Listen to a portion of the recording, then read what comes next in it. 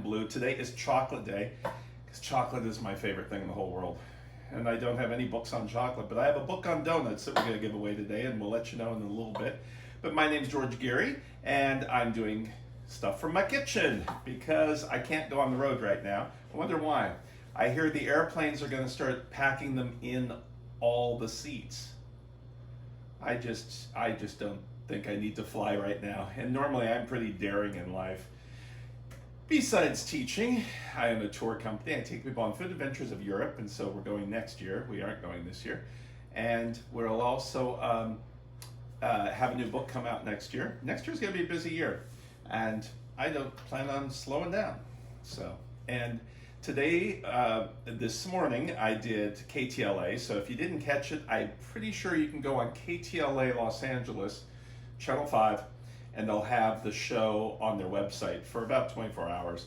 And I'm doing fair foods like I did last week. And if you missed any of these shows, go back, look at them on YouTube, and all the recipes are there too. Before I keep going, I need to tell Neil, our cameraman, and thank him. There's his thumb. You get a thumb today. What do you get tomorrow? Toes? Oh, bunny rabbits. Ah, boy. Anyway, Neil does the camera work for us, and I'm doing chocolate, like I said. We're going to be doing a chocolate donut, a baked chocolate donut, and we'll do that a little bit later in the show. But here's my 150 best donut recipes, and it's funny, somebody asked me, how do we know it's 150 of the best? Well, I give the publisher 151, he takes out one, those are the best. So that's how we have 150 best. It's got icings and fillings, baked donuts too. It's not all fried, but I really enjoyed doing this book because donuts, kind of passionate about donuts too. I love donuts. If you go, Google my name, Google USA Today together, and you'll see a story I did of the 10 top donut stores in America. That was about 9 years ago. There's a lot more now. I can just pick 9 in California, but in fact, a few from California were mad. This one that I go to all the time, and he makes the best peach donuts, the Donut Man in Glendora. I got an email from them saying, you didn't say that we were the best. Well, you're only allowed to do one in California, and I picked Bob's Donuts in the farmer's market, which I really like their donuts in California. So I did one in Key West. I did one in South Carolina. It's amazing you don't realize how much pull you have when you write something like that, because I was in the South Carolina location that I loved their donuts, these lemon mist donuts. And after, probably about a year later, I was back in the town and I saw they had in plexiglass saying it was one of the top 10 donut stores in America. And I asked the gal that works there, and I said, can you, because they don't know who wrote it, because of the story. And I said, could you take a picture of me standing next to that? And she goes, well, why? And I said, well, I wrote that. She goes, are you kidding? I can't believe you wrote it, and you're in here. And I said, yeah, I wrote it about this place. I have to call the owner. So the owner comes down, was down the street, wasn't very far, and she wanted to thank me so much because the place was about ready to close down, and she kept it open after all of this publicity from USA Today. So you'd never know how you can get help a place or a business. But anyway, the Donut Man, peaches are the best, his donuts, and I really love them. He has strawberry right now. So I didn't pick him. One, because he doesn't have peach year-round. If peach were year-round, they would be my favorite donut store in the whole world. And they're open 24 hours, and I take Neil there at the middle of the night. Do you like the peach donuts? I do. Delicious. It's like 3 in the morning when we've been there. It's a meal, though. It is. It's like eating a whole big peach pie. They take a regular Bismarck donut, slice it in half, that's cooked, fill it with fresh peaches slices, probably it's enough peaches. Overstuffed. Yeah, it's overstuffed. Then they glaze it with the white glaze. Oh, it's not fattening at all. And I think if you eat it after 2 in the morning, no calories.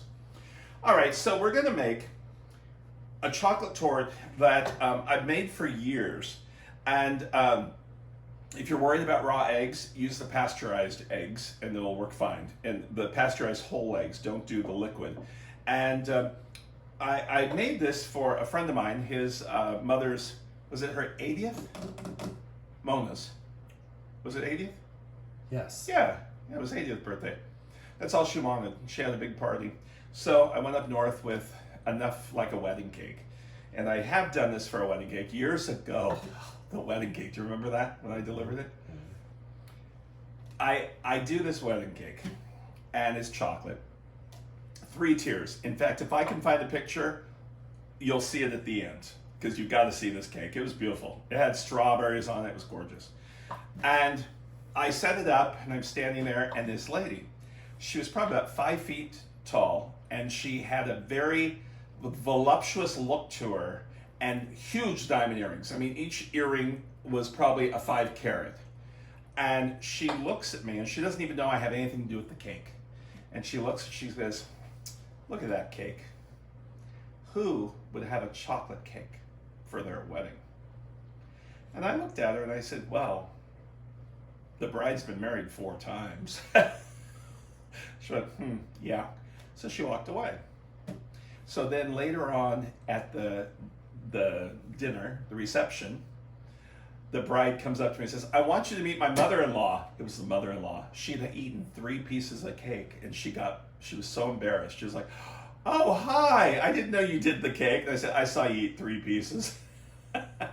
So watch out. Yeah. Do you remember that? Did you deliver it with me? Did you go with me? Yeah? Yeah. Yeah. They got divorced. Oh, it was like 2 weeks later. So I won't mention names, but if I have a picture without them in it, and I'll show you. All right, so we've got the crust, and what I do is I take Oreos, double stuff, and you can see them here. Now the double stuff, they've got the thin, the regular, and the double. If you use double, you throw it all into the food processor, and when you do that, there's enough fat of the white cream, and you can't even see if there was white cream in there, and you don't need any butter, and you can press it right down, and you can see just by holding that, it'll tighten up like that. Now, if you use the regular ones, you might need a little bit of butter. So the butter is to make it like wet sand. So when I was at Disney, there was one gal that worked there, and I think she was off on Thursdays, and she says, what do you do with the white filling? And I said, on Thursday, we get to eat it. So we get an extra lunch hour, and we scrape all the white, could you imagine eating them? She believed me.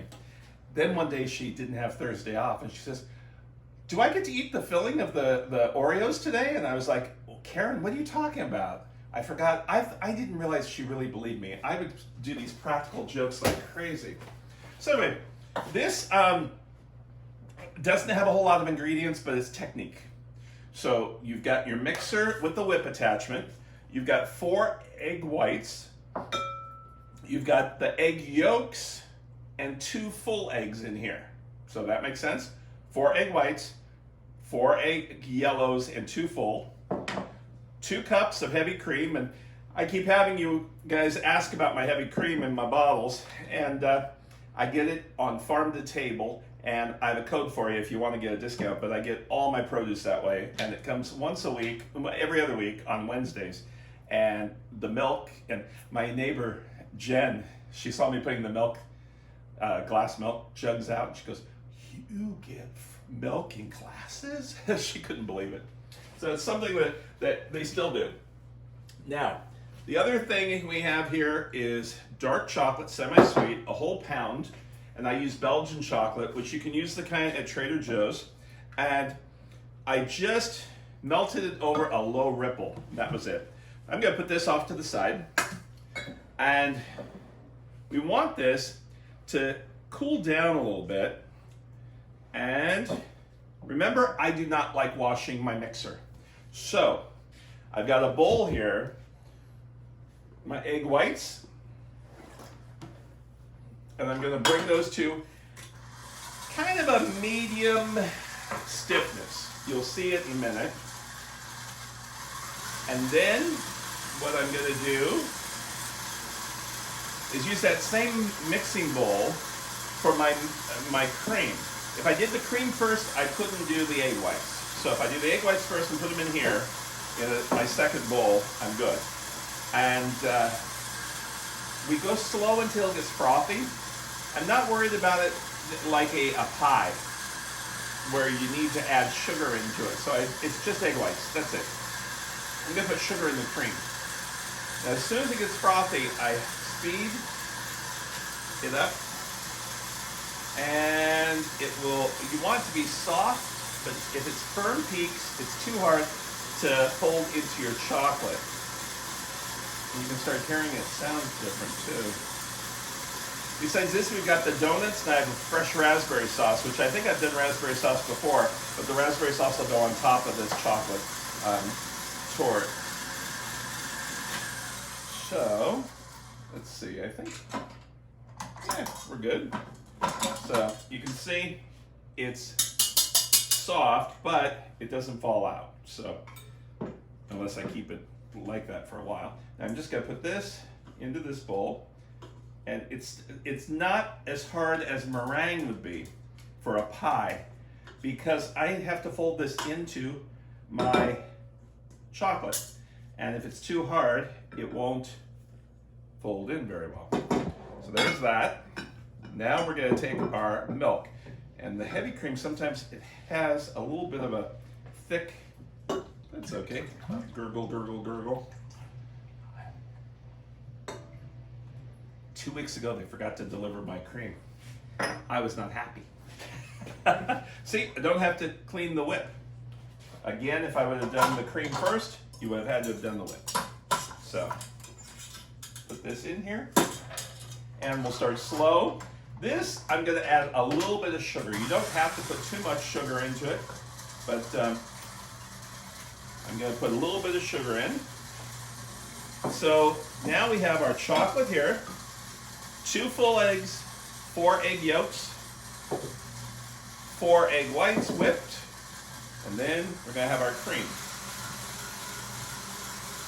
Now, as soon as this whips, you don't want it to be really hard either, but as soon as it starts getting frothy and pillowy looking, I'll put a few tablespoons of granulated sugar into it.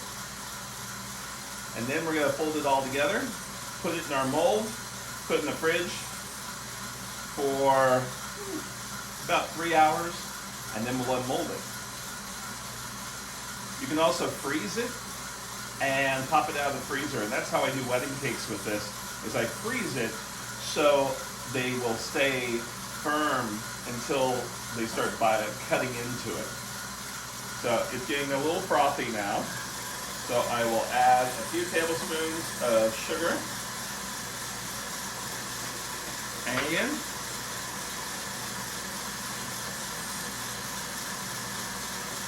now you see the ripples. So it goes from frothy to the ripples, and then it starts drying a little bit, and that's as far as you want it to go. And that is it. So this is a little softer than, well, it'll still hold, but that's how we want it. Okay, so now we've got our eggs. Now if our chocolate is hot, which still got some warmth to it. If it's got some warmth to it, I'm going to take just a little bit of the cream and stir it in. Now, you always hear, don't put anything into chocolate or it'll seize up. Well, a little bit of cream, when you do this whole thing, it's going to work. Then our eggs and our egg yolks. And just stir that up to make sure we blend it all. And then we're going to add half of our cream, stir some more. Then we're going to start folding the rest of the cream and the egg whites in. So take about half of the cream. This is just to get it mousseified, I call it, which mousseified is one of my words. And after it's all done, it's mousseification. I have my own words. So see how it's really moussey looking? After this is all done, you can, like I said, we're going to be putting it into our mold. You can also put it in a pastry bag and pipe it into glasses if you want to do something like that. You can add fresh berries into this mixture after it's all done. There's all sorts of things you can do with it. You can put it into a pie crust, and it works. So now we've got our egg whites. So I'm going to take half of my egg whites, and I'm going to fold this. So how I fold is I smash it all onto the top. I'm going to take and just like a motorboat rudder, go around. Neil's going to come closer so you can see how I do this. And I'll do this to where there's no white streaks left, and then I'll do it again with some of the cream, the rest of the egg whites, and then the rest of the cream. So see how we don't have any streaks really left? This keeps our air into our mixture. So they flatten all the way around. Fold. And of course you want to use a large bowl because that you rotate like this. See, there's some streaks left. Now this doesn't work with milk chocolate or white chocolate. I've tried it. It only does, you need all that dark chocolate richness to make this dessert work. Now we're going to take the remainder of our egg whites, do the same thing, clean the sides, fold. Now see, if these would have been stiff, they would really be difficult to fold in, and then you deflate the whole thing. We don't want that. We want to keep as much air as possible into our mixture. So, see like there? All right, now we're going to do the last part of our whipped cream. And Neil is excited because he thinks he gets to lick the bowl and the chocolate. And say that like I'm not going to get to. So we just have a little bit of that white left. And you see how it stayed really moussey? That's how we want it. Clean the edges up. Now sometimes I've taken half of this and put it into our pan, and then did a layer of raspberries, and then another on top of the raspberries. So when you cut into it, you've got the raspberries. So you've got all sorts of different options with this. Here, we'll pour this in here. If you see any white little streaks, you just mix them up in there. And as soon as we get all this in here, we will take and smooth it down, put some plastic wrap on top, and refrigerate it, like I said, for about 3 hours. And I'm gonna make sure we get all that chocolate, whoop, just like that. Alrighty, so that's how you make your chocolate mousse, truffle mousse torte. And we're going to put this in the fridge for about 4 hours, 3-4 hours. Like I said, you can also throw it in the freezer, doesn't matter. And we'll be back to make our donuts. Okay, our chocolate truffle torte is in the fridge. We'll pull it out when we make our raspberry sauce, which will be the last thing we make today. Now we're gonna make baked chocolate donuts. And a lot of people think that you have to fry donuts. And my book that came out probably 4 years ago, 150 best donut recipes. If you'd like this, make sure you say hello so I know, and I will put you down. And then what I do is I give you a number of how you come into the room, kind of, or when I see your name. And then, let's say 1 through 50, I go into the other room and I say, Neil, what number between 1 and 50? And he'll say something like 27, and then you win. So that's how you win. I'm not going to take a little piece of paper with everybody's name on it. That would take forever. So these baked donuts with the chocolate glaze are so good. And what you do need is the donut pans.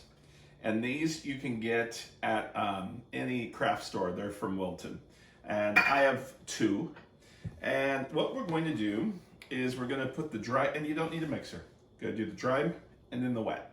So we've got all the dry ingredients, which we put everything in. And I don't own a sifter.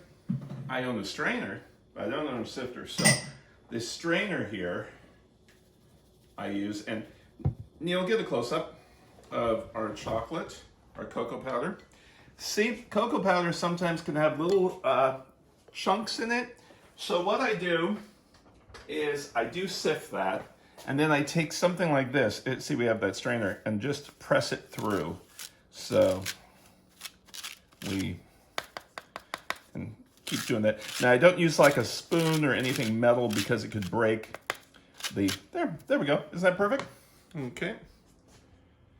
I don't want to break the mesh. In fact, in big bakeries, we have large ones like that. And we used to have to sift powdered sugar for icings. That was the worst. So now we've got all our dry ingredients. I'm going to take and just move that around. Just blend it so all my baking powder isn't on top.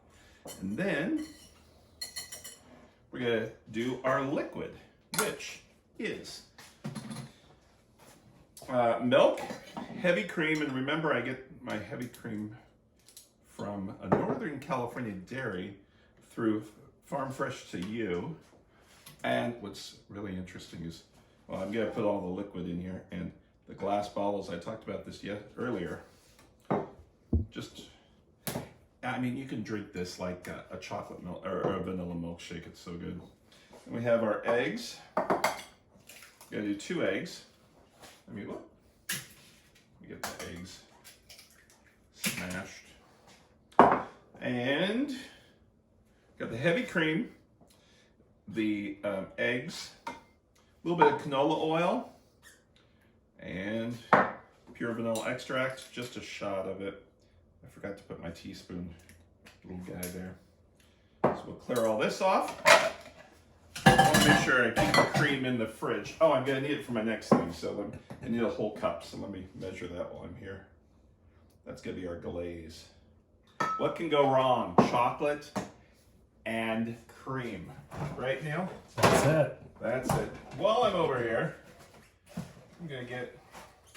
I don't like that. I normally use a Ziploc bag that is a freezer. This is not a freezer, so I might explode it. We'll see. So, we take all of our liquid. Just like that. Make sure those eggs are all blended up. Then we're going to take it in here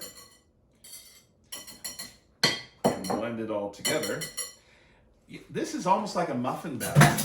And I was doing some work with some of the test kitchen people over at Wilton, and they said, how did you come up with so many recipes for donuts and using our pan? And I said, well, I thought of donuts like muffins, like lemon poppy seed donut and stuff like that. So that's how I did it. The way I thought of cheesecake flavors was looking at ice cream flavors. Flavors are flavors. If you like it in ice cream, you're gonna love it in cheesecake. So we're just gonna blend this up. And it's a very thick batter too, just letting you know. That's why I'm thinking that Ziploc baggie might not work for me because it's not a freezer bag. I didn't have any in my kitchen. But you want to make sure you get everything blended up. Yeah. Let me get a pastry bag and I'll be right back with you. So I'm going to use a pastry bag with a circular tip, not a design of any sort. And it doesn't go all the way through, so I will cut it a little bit. You cut a little at a time, like a 1/4 inch. You don't do more than that, or by the tip, there you go, just till you see the metal. Now here is what you can do also. If this is not a freezer bag, you want a freezer bag. That's why I'm not going to show you with using this. But you fill it up with the dough, and then you pull all the air out of it. And so that's all your, and you cut a little snippet, and it becomes your pastry bag, just like that. And that'll work only if it's a freezer bag. And I looked, I don't have any freezer bags. So here we go. We're gonna use the pastry bag, And look, it's almost like brownie batter if you look at it. It's pretty thick. And we're gonna pipe this in, and Neil's gonna do a close-up of when I do this. So we're just gonna go on like that. And you're gonna get rid of the tail. Just like that.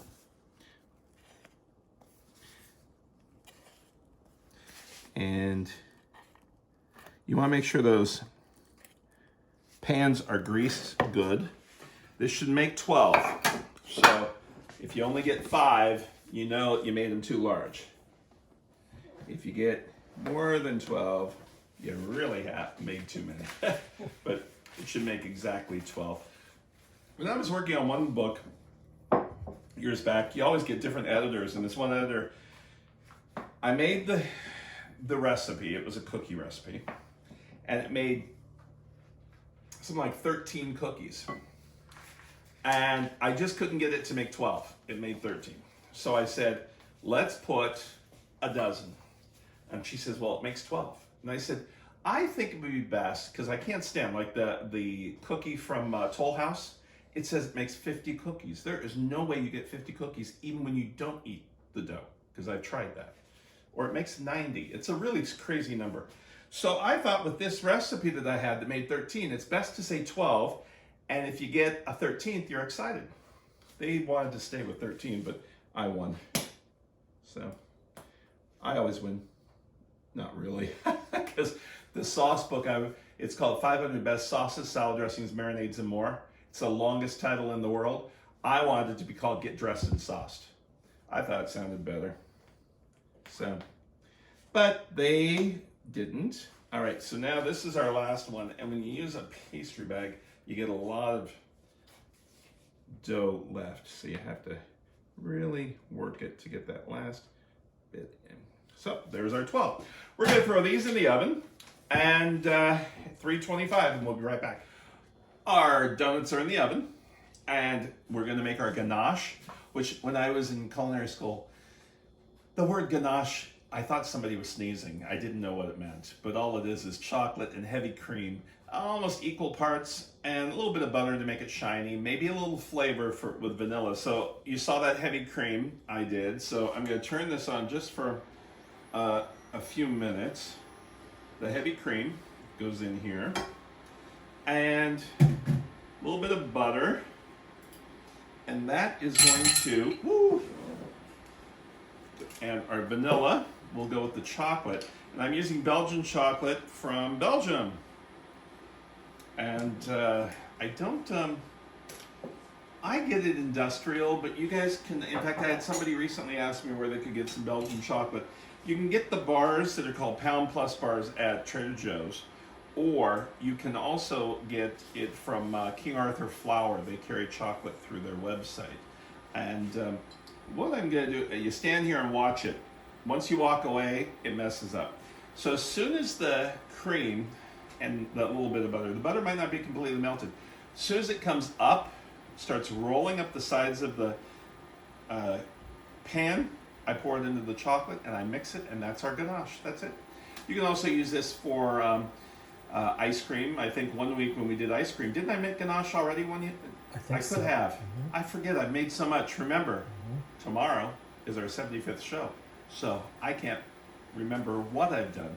I know I've done some raspberry sauce before too, but you might not have seen them all, and we need the raspberry sauce for that torte. So it's bubbling, and when you stand here and watch it, it doesn't go fast enough. Do not stir it. I started teaching cooking classes in 1988, 89, and for Torrance Unified School District, the adult ed, and then I did Orange County, and it was all hands-on. So I really saw what all of you do.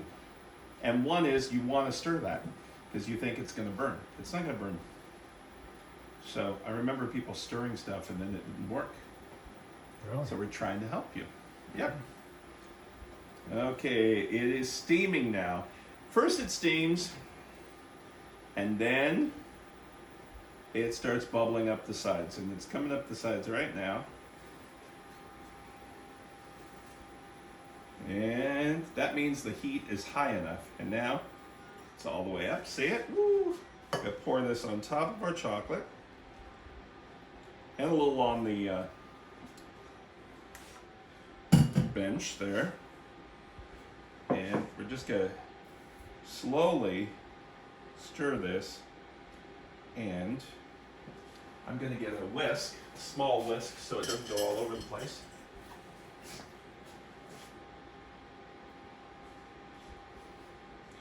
Making sure I get it all blended really nice.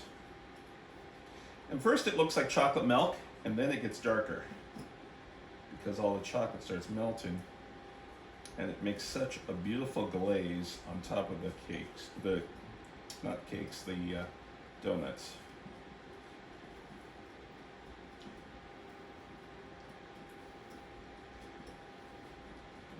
And sometimes I've got a little chocolate on the bottom, I can feel it with the spatula.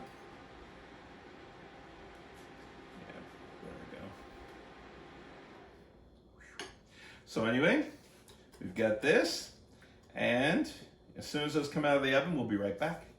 Okay, they just came out of the oven.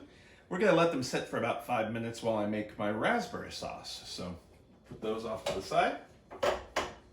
And see, our ganache is done. I kind of like saying the word ganache after I Gesundheit. Thank you. All right, we're gonna take our raspberries. We're using Driscoll raspberries, of course. And just some sugar. We're gonna let that warm up. And again, I'm gonna use my potato masher, which I really don't use it much except for smashing berries. So we're gonna mash the berries, get the juices flowing. I should call it a berry smasher, not a... Yeah, I was with Driscoll for 10 years. It was one of my favorite jobs because I'd go around the country and talk about berries, and it was a rough subject. They're red, except the blackberries. And the blue ones. And the blue ones, but other than that, no, it's a great product. But the raspberries, in fact, yesterday we used some, and Neil said, wow, those are huge. And those raspberries are so large that when the farmers out in Salinas, I learned how to pick the berries too, and the whole process. And what I was doing, I was teaching them how to put chambord inside the berries themselves and do shooters. It was really great. Then the other thing you can do is take this ganache, double the chocolate, and take the berries and pipe it in, because this will get firm. This will get really firm. But if you do double the chocolate, a whole pound of it instead of 8 ounces, it works really nice. So what we have here is we've got cornstarch, not measured, because I'm gonna do a close-up of this. Lemon juice, just to add some tartness into it. And a little bit, I don't know if I'm gonna need that, but we're going to take some cold water with the cornstarch. If you use hot water, you're gonna have silly putty. Remember that stuff? I do. Did you have silly putty? I did. Did you do the comic book thing? I did. Because it was only on Sundays you'd get colored. Yeah. The comics would be like Dennis the Menace. What was your favorite comic? I had several. You had several. Family Affair was one. Family Affair? Yeah, or something family. Something family family? Circle. Family Circle. Yeah. And You know- Dennis the Menace and Snoopy, of course. Snoopy, of course. You know, Tim that watches, he loves Snoopy. Oh, Tim does he? Miller, yeah. Yeah, he should not be working for Disney. He should be working for Knott's Berry Farm, that is the official Snoopy location. But you know what I really liked? Far Side. Oh yeah, Was Far Side like the But best? that was not when That I was was an a adult. kid. That wasn't while we were Yeah, kids. I wouldn't but have that, understood it as a kid. I still don't understand. Some of them you look at and you go, huh? What was that? All right, so I've taken, my berries are bubbling. We just want this slurry to be very liquefied. Neil, come on over. And I'm gonna do about half of this. You can see how liquefied it looks. So I'm gonna do half. And it turns it like a light pink. And we'll keep stirring until that firms up and it turns back to ruby red. Doesn't take that long. If you stop it at this point, when it's not ruby red, you will have a very chalky taste in your berry sauce. Well, see, if anybody gets the leaf, you just say, well, at least you knew it was fresh. Same thing with, you know, if somebody gets an eggshell in something, I would say, well, at least you know it was fresh. Eggs. So see how I'm doing this quickly because the bottom could scorch? It's a little on the thick side because now I'm going to take it off of the heat and I'm going to add my chambord to it, which I'm only doing a few tablespoons. That's just to add a little bit of dimension to the flavor of it. And there that is. Okay. We've got our sauce. We'll put that in the jar. And I'm going to unmold the donuts in front of you so you can see it, and we'll be right back. So here they are. If I can hold on to them, they're cool enough. But if they go really cold, they kind of stick, so you don't want that. So you got to turn them upside down. Perfect. Wow. Neil's impressed. It's like Cirque du Soleil. Oh, really? Whoa. There we go. So there's all 12. Now, with these, we're going to glaze them. Raspberry sauce is for the other thing. So when I glaze these, I make sure they're kind of close but not touching. The rack underneath is clean because I might have to scrape it up and use more if I run out of chocolate. So make sure I whisk that.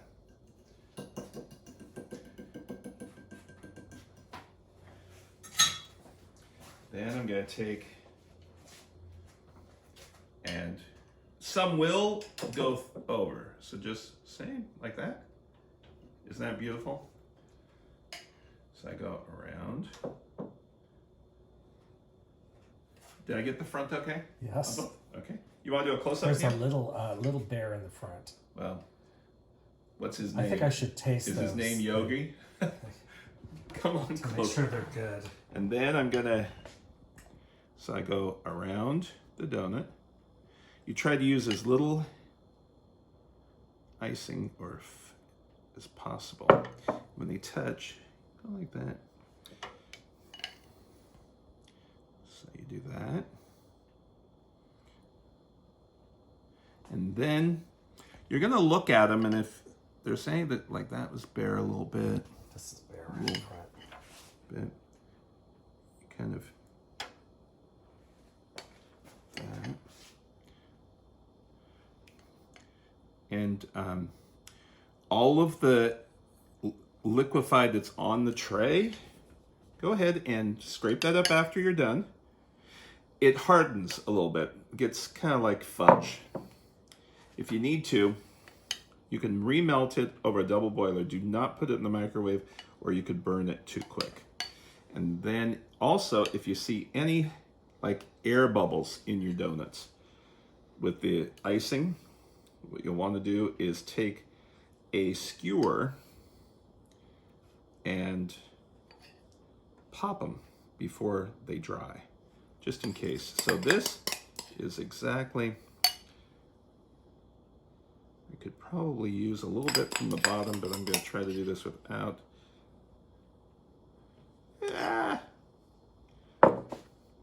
Let me get the spatula. Get that little bit left so I don't have to go underneath. So all the stuff underneath is fine to use. What you'll do with it is scrape it up, do a double boiler like I said, and don't want them to be touching. And then what you'll do... That's bear in front. I don't have any stuff left, so you'll have to eat that one. And so then what I'll do is I will scrape that up and put it in a little jar and use it for hot fudge sauce for ice cream. But there's our donuts, and we'll be back with those after they're dry, which only takes about 20 minutes. Meanwhile, we have our chocolate torte from earlier. So this, well, it is removable. And let me get some tools for it, and we'll be right back. Okay, what I do is I use a large tomato can, and you use it presses down pretty good. Just like that. Nice and even. There we go. Now, if the sides don't look very good to me, I'll take a hot spatula and clean it up a little bit. Oh, that looks good. And then you get to lick that. In between each wipe, right? Yeah. And I'm going to put it on here. Let me see if this is going to... Yeah, there we go. So I kind of jimmy and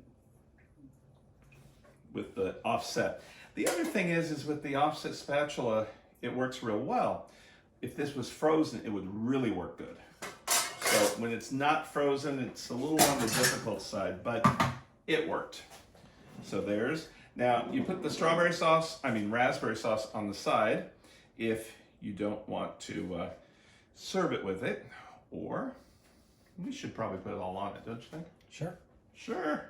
Not all of it, because... No, we're gonna, but this still has some heat to it, so I'm gonna top it up. Chocolate. With what? It's gonna melt your chocolate. Nah. There's our raspberry sauce. And we're gonna let it drip a little bit. Maybe.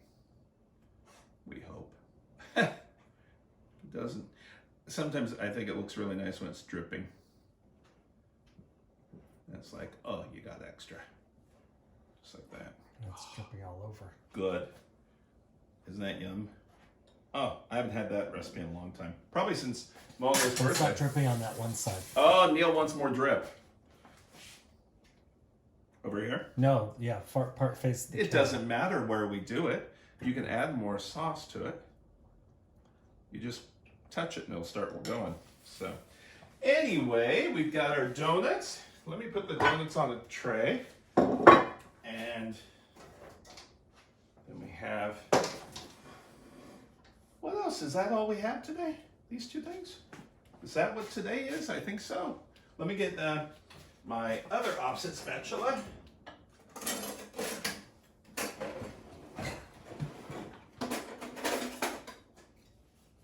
And then we'll put our donuts.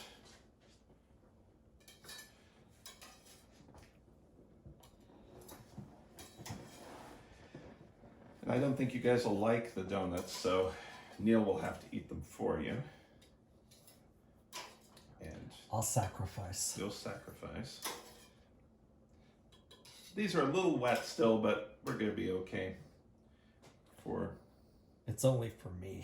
It's only for you, but you'll want to let them sit for a little bit. And there are the donuts. And you can put some raspberry sauce on the donut. It's fine. So, there's our items today. Happy Chocolate Day. And remember our donut book, put your name on it, because we want you to be able to get a winning. Neil wants the close-up. Neil's trying to get that Emmy, he said. Anyway, we'd like to thank you so much for joining us today, and we hope to see you tomorrow, Thursday, our 75th show. Take care. Have a good one.